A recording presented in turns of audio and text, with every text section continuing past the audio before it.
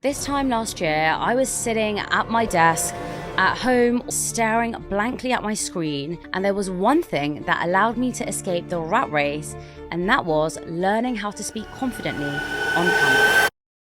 Speaking confidently on camera can really impact you in more ways than you know, and I've hosted several workshops, I've done a TED Talk, and I often give a lot of workshops and a lot of talks online. So speaking on camera confidently was something that I really had to learn, and can I be honest? I'm still learning. I'm really not the best, and a lot of people think that I'm super confident, but there are so many times that I have to reform and reform and reform multiple times until I get it right. And so there are a few tips and tricks that I've learned along the way. And in this video, I'm going to be sharing my top 5 tips to allow you to be more comfortable and be more confident when you're speaking on camera. So hey everyone, welcome back to the channel. If you're new here, welcome. And if you're an OG, thank you so much for watching these videos and supporting me every single week. Really quickly, if I could ask you to press the like and subscribe button. This is a new channel, so I'm really trying to allow it to grow and reach loads of people, because I'm actually spending loads more time on this channel than I am on my other ones, which is quite exciting and quite new. Even though it's me directly speaking to the camera, I am so much more nervous. I'm so much more scared every single time I come to the studio because it's just me. So I guess this kind of nicely links into this video to show you how I've become more confident in speaking on camera and to show you that you can too. Now, it doesn't matter if you're not a YouTuber, a podcaster, a TikToker. A lot of us are working from home, which means you have to learn how to speak confidently on camera on Zoom calls, for meetings, in order to, I don't know, present something if you're at work. Or, for example, if you're applying for a job, a lot of them are done virtually. So this video could be quite helpful if you're looking for a job, because actually most of the interview process is done online and then you kind of meet someone in person. But learning how to speak confidently on camera can actually impact you, whether in your corporate job, you have your own business, just generally if you're a human being. So I'm going to start off with my first tip, which is to embrace perfection. Now, I know this is kind of annoying because when you start, you're probably thinking, well, it's easy for you to say, Shivani, you can directly speak to the camera. Do you know how many times I have to edit this video? I'll ask my editor to insert multiple things in here. Oh, Hello. What was I just saying? Quit my job. Hello. I didn't. Well, this feels weird. Oh my God. Now, another thing. Oh my God. Let me tell you a little hack about speaking to the camera. You can edit things out. And so if you are an aspiring YouTuber, a podcaster, someone who wants to create TikToks, the best thing you can do is just start, because actually you'll get better and better the more and more you do it. The first time you do something, you're going to be crap. It is just the inevitable. This is probably my 300th video of speaking to the camera, and therefore I would say I'm okay at it. I absolutely would not say I'm the best and the most eloquent and I never get things wrong and I can do things in one take. One day I will probably be able to do that. But I just want you to know that those people you're seeing online, they also do a lot of takes. A lot of these huge YouTubers, a lot of these people that are massive on TikTok, reform and reform until they get it perfect. And they didn't worry about getting it perfect the first time. And this is where we really need to embrace imperfections. It's very difficult though, because when you're directly talking to a camera, you can see yourself and naturally you're going to be really critical of yourself. I hate watching my own videos because I'm like, I could have said this, I should have said that, let me cut this out, let me add this in. And you are always going to be your worst critic. But I think it's really, really important to know that absolutely nobody starts being the most eloquent speaker, being the most confident speaker, and being the most engaging speaker. So the number one thing I would do is just embrace the imperfections and just start. Now, this links to my next point, which is about finding your style. When I started the podcast, you'll be able to see that I was very much nodding along, smiling along, asking questions in a very soft and spoken way. I was not this expressive. I was very much like, yes, so introduce yourself, let me know.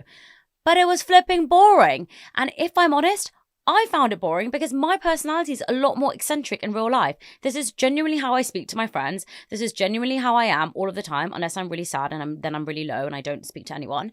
But when I'm normal and I'm happy, then I speak in quite an eccentric fashion. And other people's style who are more calmer, who are more relaxed, but it just wasn't aligned to me. And guess what? My audience weren't connecting to me because it really wasn't allowing me to be my true self.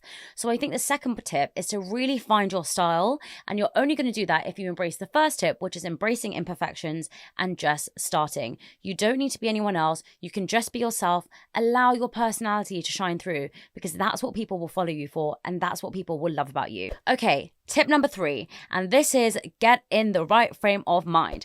Now, before I go to a podcast or before I come to the studio like I am here today, I actually listen to a very fiery tune.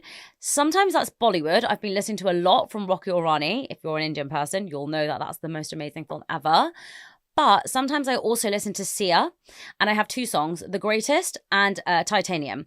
They are both one of my favorite songs to listen to because I feel they really empower me. And if you know me, you know that I love the swimmers. And when I watched that girl training for swimming, when I watched her really fighting through for the Olympics, sorry, spoiler alert if you haven't seen it, but it really motivated me. And a lot of the time I watch soundtracks from movies, or I watch like really upbeat, empowering music, or listen to it moreover, because it gets me into the mood for the podcast. And I feel like I'm about to walk in, and I always remind myself, I'm doing this for fun. This is enjoyment. This is so great that I get to do this for my job. So I'm just going to enjoy it.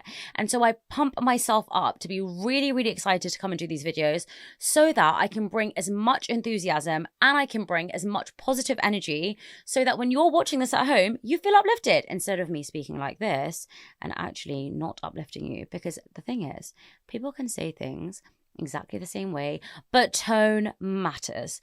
Tone matters, expression matters, and your personality really does matter, especially when you're on camera, because people can't really see you that much. So I often use my hands because I've become more comfortable in front of the camera, and I use a lot of body language because I do in person. So I always try to emulate that when I'm speaking in front of a camera as well. And actually, one of the other things that I've been doing is taking a supplement from Form. This is not sponsored, by the way, but I have been taking a supplement from Form, which is Boost, which genuinely gives me a massive boost of energy. It doesn't give me the jitters like coffee. A lot of the time when I drink coffee before the studio, because I get it on my way, by the time I get to the studio, I am so tired.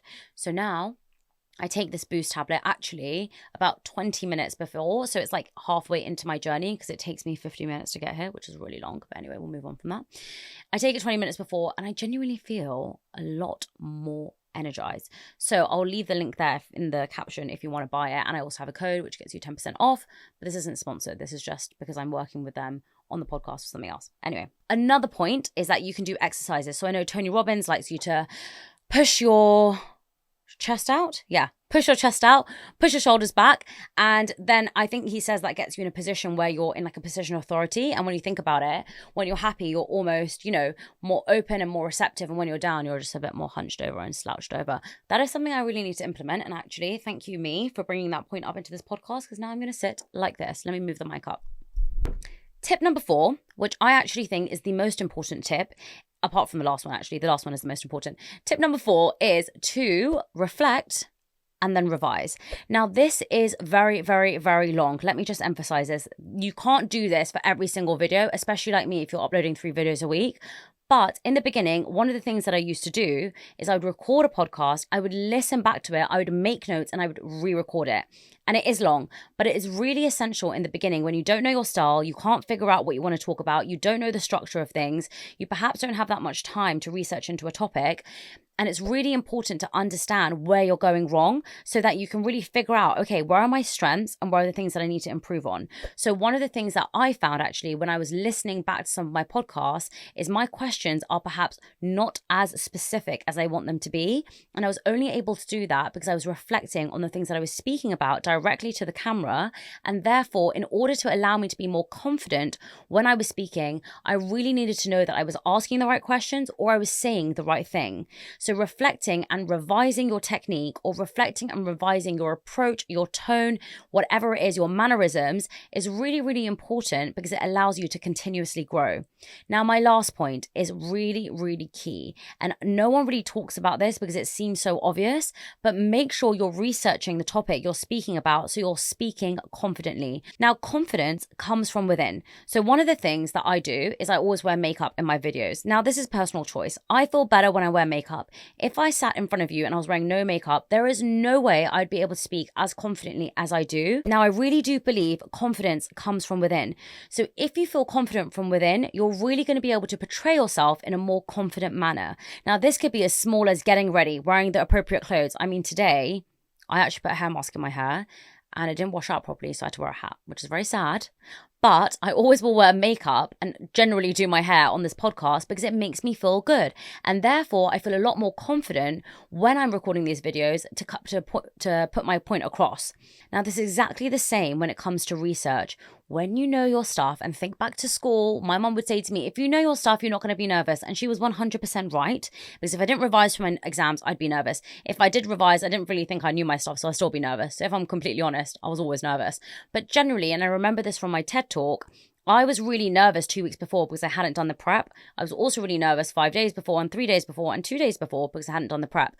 But the day before and on the day, I had said the TED Talk so many times that I was more confident when I got on stage. I was still very nervous, by the way. I had to weed multiple times before going on stage because it's very scary and overbearing. It was my first ever TED Talk. However, the second I got on that stage, I was not intimidated by the camera. I was not intimidated by the audience. I actually allowed myself to enjoy that process because I knew my stuff. So it's really important, the topic you're going to speak about, to research it in detail. Now, I don't mean you have to write a full-on script when you're scripting YouTube videos or TikToks, or if you're giving a speech or you're giving a presentation.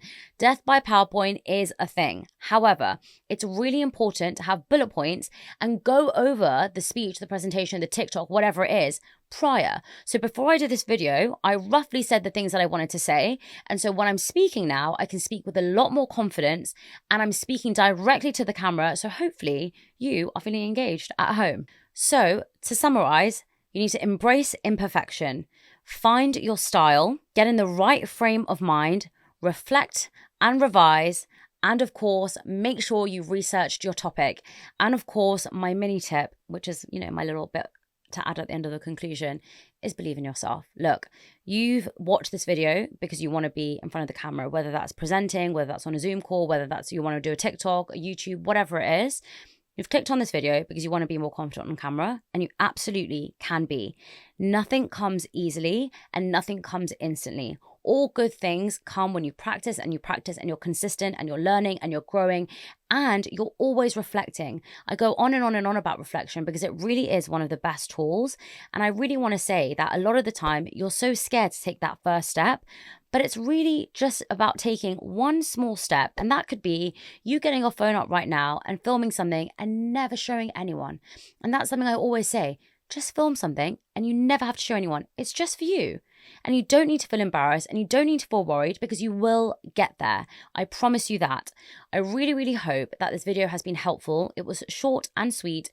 And if you found it helpful, I'd be so grateful if you could press the subscribe and like button, because it would really mean the world to me if you help me grow this little channel I've started to build. Thank you so much for tuning in to this video. Have a lovely morning, afternoon, or evening, wherever you are. And I will see you very, very soon.